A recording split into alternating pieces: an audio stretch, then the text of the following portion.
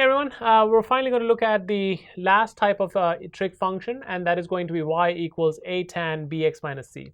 Okay, so just like we did things for sine and cosine, this pretty much follows the same pattern. The only difference is that sine and cosine had a period of 2 pi, whereas this one has a period of pi, right? So the example that we want to solve is we're finding all solutions to the equation tan x equals negative root 3.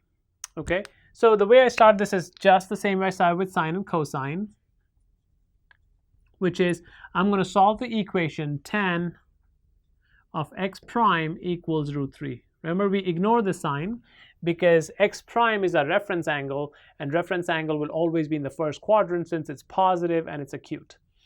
Okay, so we have x prime is the reference angle.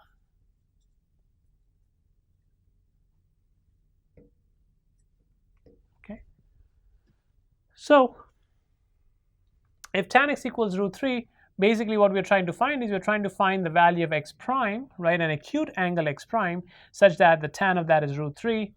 And if you remember again from your table, x prime, we know that tan of x prime, tan of pi over 3 is going to be root 3. Okay, and pi over 3 is acute, it is positive, so we know that x prime is going to be pi over 3. Okay, now what we're going to do is we're going to move on to step 2, and we're going to find all solutions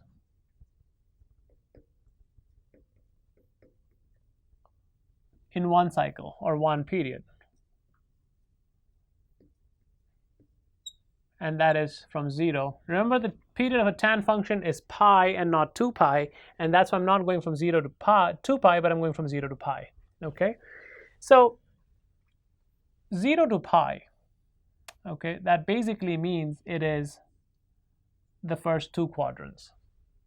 All right, now the function is negative, which means it cannot be in the first quadrant, because in the first quadrant all functions are positive. That means tan, we know that in the second quadrant tan is negative, which means that theta or x here has to be in the second quadrant, which means my angle x is going to be pi minus pi over 3 or 2 pi over 3.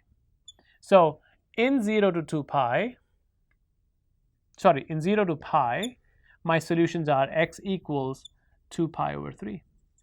Now, final step, and that is finding all solutions.